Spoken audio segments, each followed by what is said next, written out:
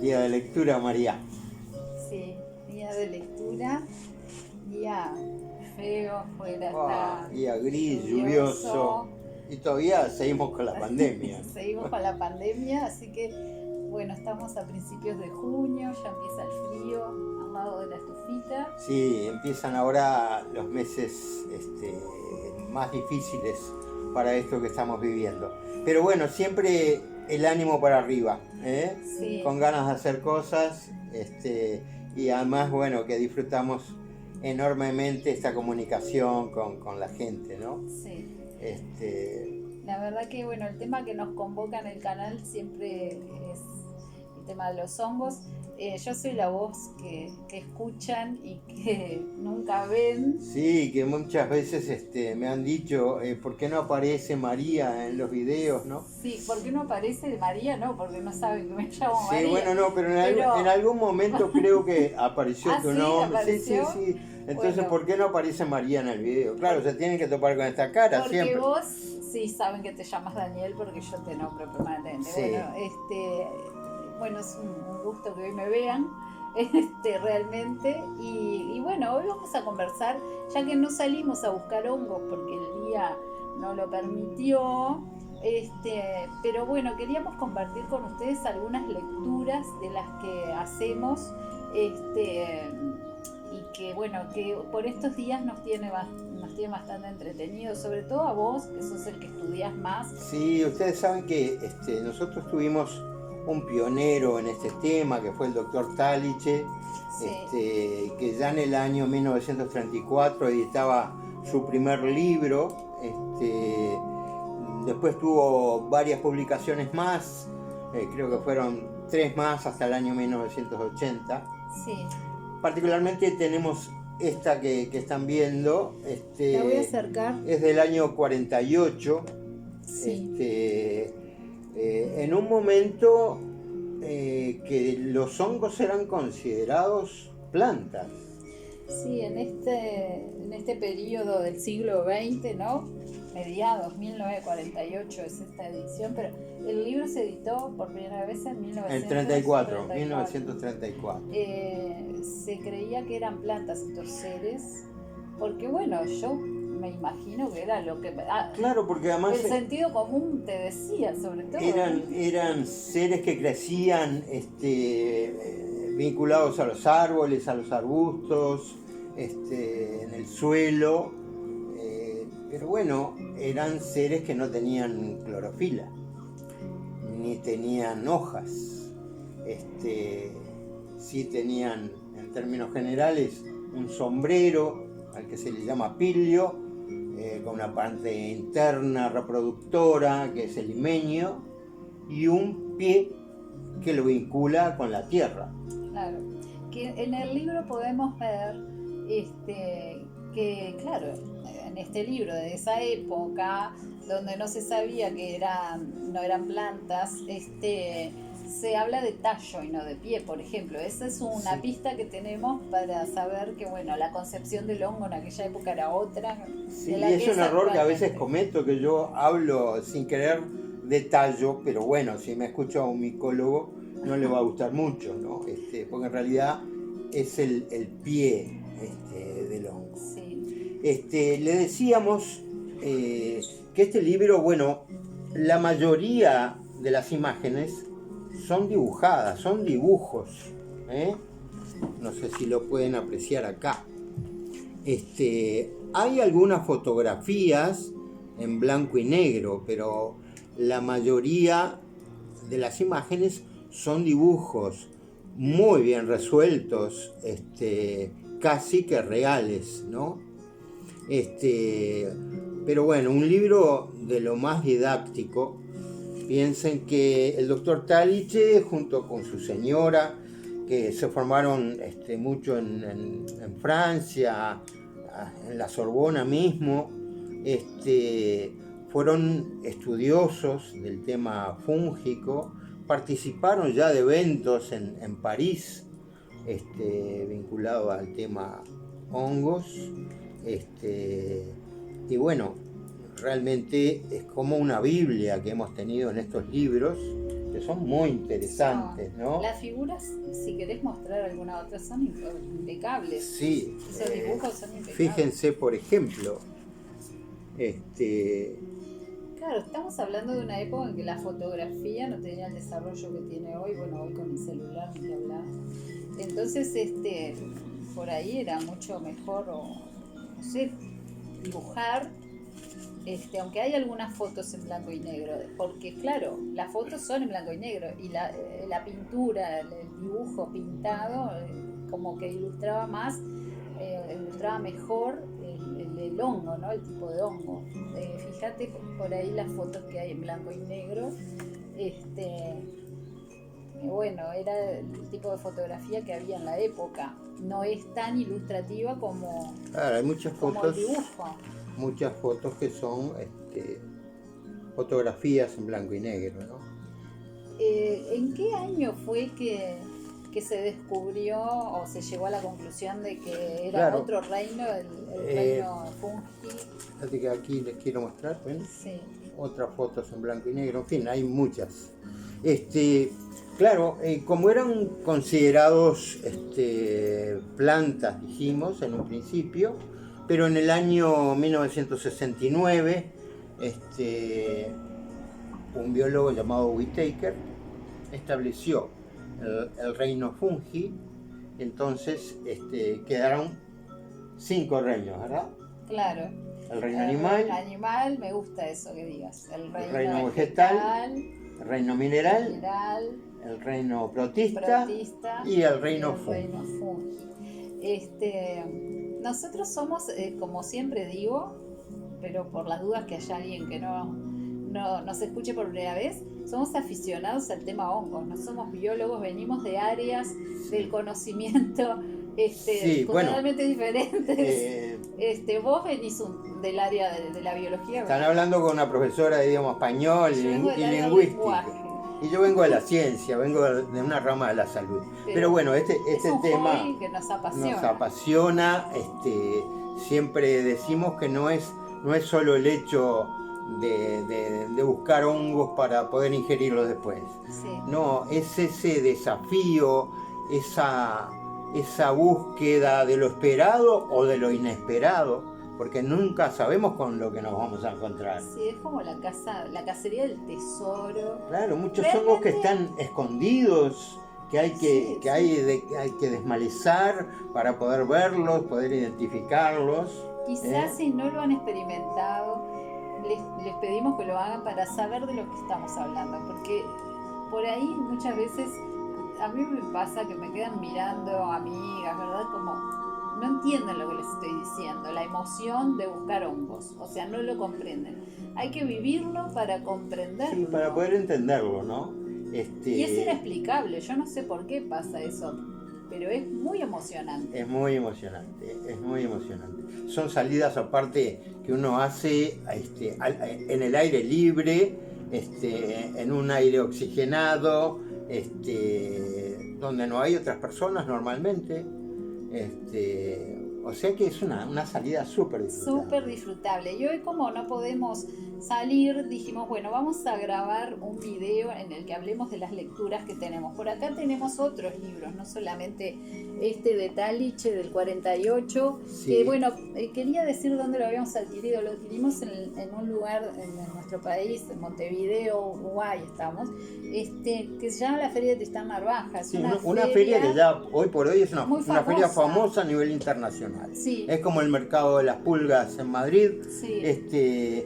Es una feria donde se venden antigüedades, donde se venden libros. Libros de viejo, que se les llama así a las librerías de Tristán. Muchas son librerías de libros de con libros muy viejos, muy antiguos. Porque venden libros viejos, o sea, libros antiguos.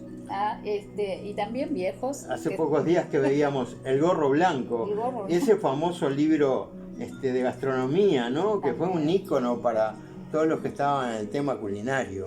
Bueno, ese paseo de Tristán es muy recomendable, de Tristán Narvaja, la Feria de Tristán Narvaja, y ahí pueden encontrar libros como este, que no lo encontramos en una de las librerías, sí, ¿no? Sí. Lo fuimos rastreando por toda... Pero les recomendamos que si vienen a Montevideo no dejen de visitar la feria de Tristán Narvaja. Pero también, bueno, tenemos otros libros. Ustedes saben que tenemos una persona muy dedicada hoy en día en Uruguay, que es Alejandro Sequeira, un gran estudioso que ha publicado libros que también son una Biblia, digamos, ¿no? Un texto ineludible para el que quiera conocer y saber algo acerca de los hongos, ¿no? Es maravilloso. Este libro particularmente, recetas. Sí, lo que ha tenido Alejandro en esta edición, porque bueno, han habido otras.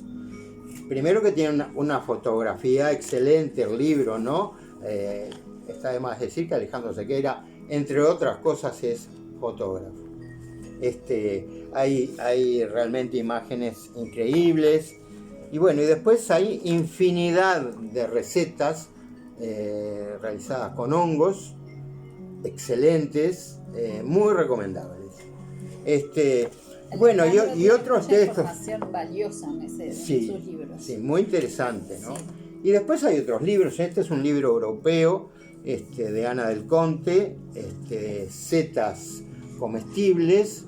Es un libro también muy, muy ilustrado, de lo más interesante, con descripciones muy buenas. Pero siempre hay que decir también que los hongos en otras partes del mundo, por ahí, pueden tener comportamientos diferentes o pueden saber diferente, ¿verdad? No es lo mismo un hongo como el Boletus que un hongo como el Boletus edulis o el Fungi porcine italiano. Sí, como que tenemos acá, que justo creo que es un edulis, ¿no? Sí, este hongo que se está empezando a ver en nuestro país, pero no abunda, ¿no? Nosotros nunca nos hemos encontrado con un ejemplar. Y probablemente, bueno, puedan venir por ahí asociado a alguna raíz que traigan, algún tallo, algún árbol. En algún lugar vino micelio de ese hongo. Se ve que vino micelio. ¿Y qué es el micelio a todo esto? Bueno, buena pregunta. ¿Qué es el micelio? Te paso la posta, que vos sos el que más estudiás. Pero bueno, el micelio es de acuerdo con lo que yo he leído, digamos, lo que da vida a eso que uno ve, ¿verdad?, sobre la tierra y que llamamos hongo en el Río de la Plata, ¿no? Y que en España, por ejemplo, se le denomina setas. El micelio es lo vegetativo, en realidad, lo que claro, es el aparato vegetativo. En España, hongo es precisamente ese aparato vegetativo. A ese aparato vegetativo le llaman hongo. Y a la expresión de ese aparato vegetativo le llaman seta. Previo, yo creo que habría que decir que los hongos se vinculan con las estructuras en forma diferente. Hay hongos que forman micorriza con los árboles. El caso de los hongos de eucaliptus, el caso de los hongos de pino. O sea, que hay un micelio asociado por un lado al árbol y por otro lado al hongo. El micelio es el elemento nutricio del hongo. Sí, que está conformado por pequeñas y microscópicas hebras, digamos. Son como filamentos, se llaman hifas. Y el conjunto de esos filamentos es lo que se denomina micelio.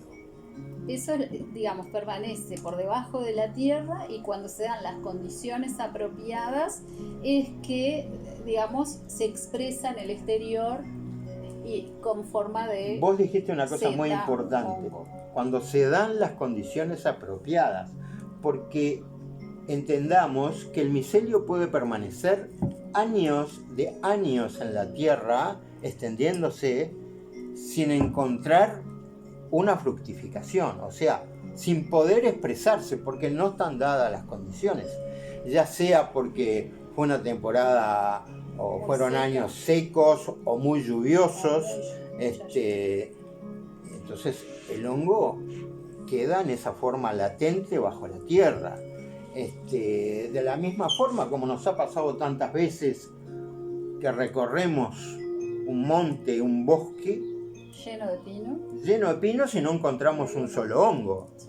¿Tá? O sea, ahí pueden pasar dos cosas, o que ese micelio, si es que existe, no encontró la forma de expresarse, o que directamente no había micelio en ese lugar. Pero también nos ha pasado que hemos encontrado hongos en determinado bosque y al año siguiente no lo encontramos. Es muy misterioso el tema. Es muy caprichoso. Exactamente, ¿no? Es muy caprichoso el hongo. Y hoy hablabas de esa asociación que se llama micorriza, del micelio con las raíces de los árboles. Y a mí me gustaría decir un poquito y hablar de la palabra micorriza. Mico del griego hongo, ¿no? Y riza raíz, ¿no? La raíz hongo, la asociación de la raíz de los árboles con el hongo, ¿no? Y los hongos micorrícicos son los que, por ejemplo, nos gusta encontrar para comer, ¿no? El boletus, luteus, el granulatus que hemos encontrado y que ustedes si quieren pueden ver en nuestros videos, los hongos que secamos, el Lactarius deliciosus, que bueno, también es micorrícico y hace asociación con el pino, igual que el boletus, pero bueno, que es ese hongo anaranjado maravilloso, con vetas verdosas, y el hongo de eucaliptos, el spectabilis, ¿no? El Gymnopilus junonius o Gymnopilus spectabilis, que también hace asociación con los eucaliptos. Pero no es la única manera de vivir que tiene un hongo, la asociación con las raíces, ¿no? También veíamos que hay otras formas. Los hongos también pueden ser saprófitos, o sea, que viven de la materia muerta del suelo, materias en descomposición, hojas, como en fin. Por ejemplo el champiñón. Ejemplo puede ser el champiñón, ejemplo puede ser la manita paloide, el pleurotus, el hongo más venenoso sobre la tierra. Sí. El pleurotus también es saprófito y nosotros tenemos un video en el que inoculamos, cultivamos en una bolsa con paja y viruta, micelio de pleurotus y bueno, y obtuvimos unas cuantas. Sí, la verdad que fue buenísimo ese video, el seguimiento que le hicimos. Está bueno, y después lo otro, los hongos también pueden ser parásitos, como puede ser el caso de los políporos. Los políporos son esos hongos que uno ve en forma de estante en el medio de un árbol, como puede ser, por ejemplo, el hongo pollo, que es un hongo que crece en el tronco del eucaliptus, y que es un hongo comestible en las etapas jóvenes. Muy rico, que se parece justamente al tiene sabor a pollo. Y bueno, y esos hongos parásitos pueden llegar a matar al árbol, ¿no? Pueden correr del tiempo. Sí, se puede dar el caso. Y después cambian su modo de alimentarse y se vuelven saprófitos, porque siguen comiendo el árbol después de que muere, ¿no? Sí, exacto. Quería hablarles algo con respecto a esa reproducción de los hongos, ¿no? Porque uno se pregunta, y bueno, ¿cómo es que se reproducen estos seres? Hoy hablamos de esa parte interna que puede tener el sombrero del hongo, donde están alojados allí las esporas, que es el elemento de reproducción del hongo. Sí. Esas esporas caen al piso, al suelo, y comienza el ciclo otra vez. O sea, esas esporas, a partir de ellas se genera las hifas luego forman el micelio. Se habla de un micelio primario y un micelio secundario. Es como un ciclo de vida del hongo, ¿no? Acá tenés otro libro. Sí, y curiosamente este libro es de la hija del doctor Taliche, Ninon Taliche. Es un libro también muy interesante y con toda la escuela de sus padres, ¿verdad? Pero hay una foto que está muy interesante, que es el ciclo de reproducción del hongo. Allí vemos cómo esas esporas caen, se forma el micelio, luego es un ciclo que se va repitiendo. Pero está muy bueno. Ese micelio puede, como decíamos hoy, esperar hasta que se den las condiciones, ¿no? Sí, porque las esporas son para fructificar. Son muy resistentes las esporas, ¿sabes? Y pueden permanecer años pueden permanecer en estado de latencia, hasta que se dan esas condiciones, ya sea de humedad, de temperatura, de acidez del suelo, para que esas esporas se desarrollen. Sí, y bueno, cuando llega a su madurez el hongo, luego esas esporas caen y todo vuelve a comenzar. Claro, y muchas veces nosotros decimos que no hay que llevar todo lo que uno encuentra, porque sería un gran destrozo que estaríamos haciendo, ¿verdad? Porque ese hongo que nosotros dejamos es un hongo que está liberando esporas y manteniendo el ciclo reproductivo. O sea que cuando uno sale a cosechar hongos, hay que llevar lo necesario. Sí, lo que se va a consumir. Incluso cuando corten el hongo, lleven un cepillito y cepíllenlo en el lugar, y de ese modo le sacan la tierra que pueda tener, o la pinocha, en fin, lo que tenga el hongo. Y también caen las esporas al suelo, o sea, cuando lo cepillamos, ¿no es cierto? Claro, sí. Y caen y o puede estamos ser favoreciendo que vuelvan. El propio viento, que muchas veces disemina las esporas, o pueden ser los propios pájaros que llevan el hongo y lo distribuyen, lo llevan para otro lado. Llevan la semilla, ¿no? ¿Cómo a uno las metáforas de las vegetales imponentes que se te cuelan? No son las semillas, no son plantas. No. Las esporas, ese es el término adecuado. Bueno, yo creo que tendríamos muchísimo para hablar. Hay mucho para hablar, mucho para leer.